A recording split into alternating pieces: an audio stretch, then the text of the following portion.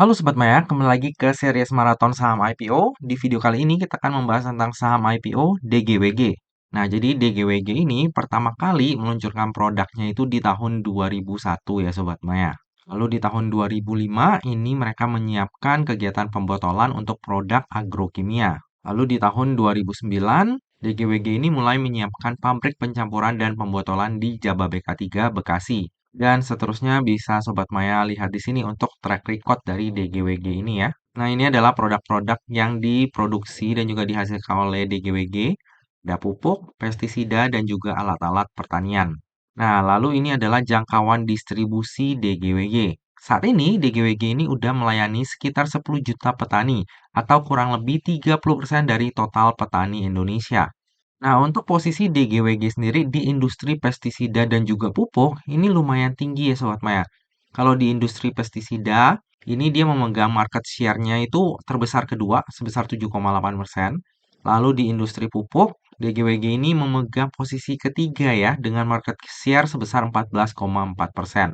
Jadi bisa dibilang DGWG ini adalah salah satu top leader perusahaan di industri pestisida dan juga pupuk.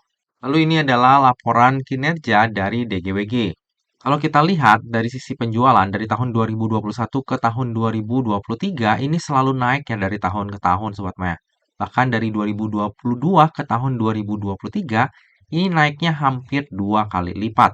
Namun sayangnya dari sisi laba bersih ini nggak naik kayak pendapatannya ya Sobat Maya. Malah dari tahun 2022 ke tahun 2023 ini malah ada pengurangan laba ya, penurunan laba. Nah, hal ini karena tingginya beban penjualan, beban umum dan administrasi, lalu biaya keuangan juga. Makanya membuat bottom line-nya itu malah mengalami penurunan ya Sobat Maya. Nah, di prospektusnya dijelasin sih Sobat Maya. Untuk beban yang di tahun 2023 ini naik itu lumayan besar, sebesar 87,61%. Ini disebabkannya terutama dipengaruhi oleh akuisisi yang dilakukan oleh DGWG, di mana tahun 2022 biaya yang dicatat adalah sebesar 1 bulan setelah tanggal akuisisi perusahaan. Nah, jadi ini ya yang menyebabkan laba bersih di tahun 2023 ini turun secara signifikan. Tapi harusnya di tahun 2024 udah mulai naik lagi ya Sobat Maya. Walaupun jika kita lihat trennya ini masih belum pulih ya. Dan kalau misalnya kita lihat data detailsnya, breakdown dari pendapatannya, ini memang untuk kontribusi dari pupuk ini naik secara signifikan ya Sobat Maya. Jadi harusnya di masa mendatang ya kurang lebih revenue dari DGWG ini akan di sekitar 3 triliun atau malah lebih naik ya. Nah, untuk dari sisi kinerja, harusnya kalau misalnya udah stabil, bottom line dari DGWG ini juga akan naik ya, kurang lebih di sekitar seperti tahun 2022 nih Sobat Maya. Sekitar 7-8% ya untuk net profit marginnya.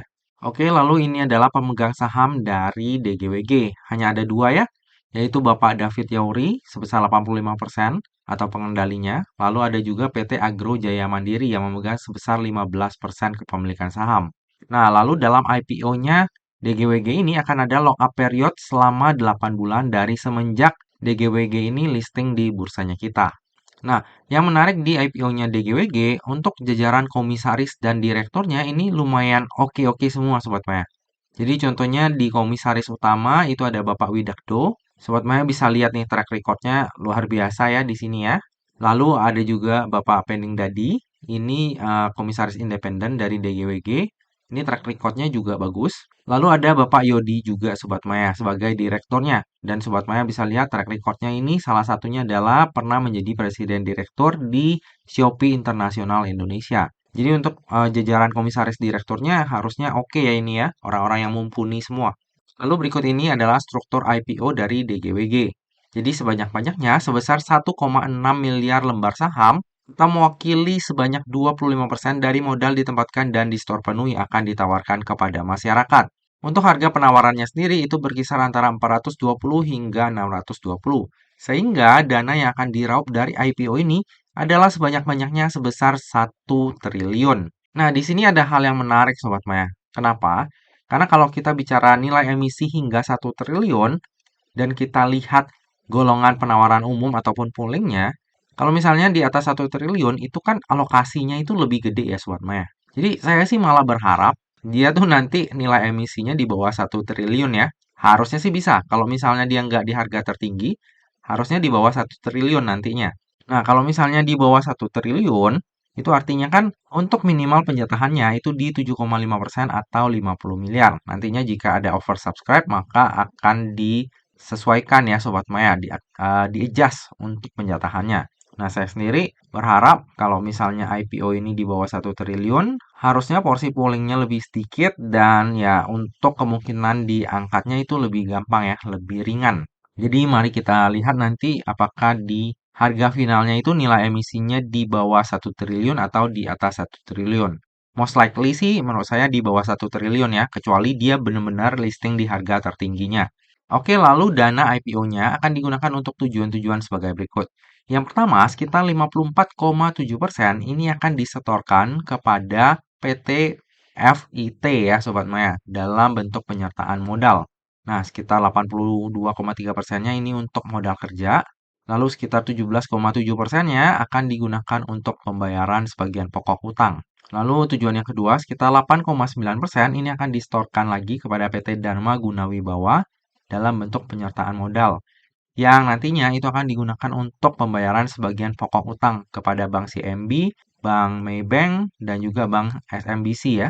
Lalu tujuan yang ketiga, sekitar 31,1% ini akan digunakan untuk tujuan-tujuannya. Yang pertama, sekitar 43,9% ini untuk modal kerja, lalu sekitar 29,8%-nya ini untuk belanja modal, dan sekitar 26,3%-nya ini untuk pembayaran sebagian pokok utang lagi. Lalu sisanya akan disetorkan kepada PT Semesta Alam Sejati dalam bentuk penyertaan modal yang nantinya akan digunakan untuk modal kerja. Nah, untuk tujuan penggunaan dana IPO-nya ini ya sebenarnya biasa-biasa aja ya Sobat Maya. Komposisi untuk modal kerjanya itu paling gede, lalu sebagian untuk pembayaran pokok utang, lalu ada sisanya untuk capex ya. Jadi ya standar lah untuk tujuan penggunaan dana IPO seperti ini. Nah, lalu yang akan menjadi underwriter di IPO-nya DGWG ini ada tiga Sobat Maya. Yang pertama BRI Dana Reksa Sekuritas atau OD, lalu ada Samuel Sekuritas Indonesia atau IF, lalu ada Sinhan Sekuritas Indonesia atau dengan kode brokernya AH. Nah, karena DGWG ini masuk ke dalam IPO Jumbo, terlebih ini multiple underwriter, kita nggak bahas ya untuk track record underwriternya, karena ya emang nggak terlalu berpengaruh. Oke, lanjut ini adalah laporan keuangan dari DGWG. Kalau misalnya kita lihat dari sisi ekuitas, ini naik dari tahun ke tahun ya, cenderung naik. Dan ini tentunya hal yang bagus. Terlebih kalau misalnya kita lihat laba usaha dari DGWG ini memang cukup bagus ya setiap tahunnya. Lalu bagi Sobat Maya yang concern terhadap daftar efek syariah, jika kita lihat dari sisi rasio hutang dan juga sektor usahanya, maka DGWG ini akan masuk ke dalam daftar efek syariah. Cuma saya lihat di IPO itu belum ada muncul lambang syariahnya ya Sobat Maya. Jadi Sobat Maya bisa cross-check lagi. Tapi dari cara yang saya tahu, harusnya DGWG ini masih masuk ke dalam daftar efek syariah. Lalu ini adalah valuasi dari DGWG di rentang harga IPO-nya yang terendah di 420 hingga yang paling tinggi di 620. Jadi jika DGWG ini listing di harga terendahnya yaitu di harga 420, maka PI-nya itu akan berada di 42,77 kali dan PBV-nya di 1,92 kali dengan market cap sebesar 2,8 triliun. Sementara jika DGWG ini listing di harga tertingginya yaitu di harga 620, maka PI-nya itu akan berada di 63,14 kali dan PBV-nya di 2,31 kali dengan market cap sebesar 4,1 triliun. Dari sisi valuasi, sebenarnya DGWG ini nggak terlalu mahal ya Sobat Maya, kecuali dari sisi PER. Kalau dari sisi PER memang agak mahal, itu minimum di 42,7 kali, ini agak mahal ya Sobat Maya. Tapi untuk PBV-nya standar, lalu market cap-nya masih cenderung oke dengan revenue yang sebesar DGWG ini.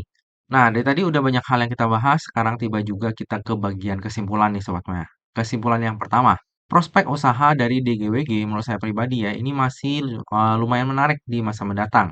DGWG sendiri adalah salah satu top leading company di industri pestisida dan juga pupuk. Lalu, entry barrier di industri ini juga cukup sulit ya, sehingga marketnya ya hanya akan dipegang oleh perusahaan itu-itu aja.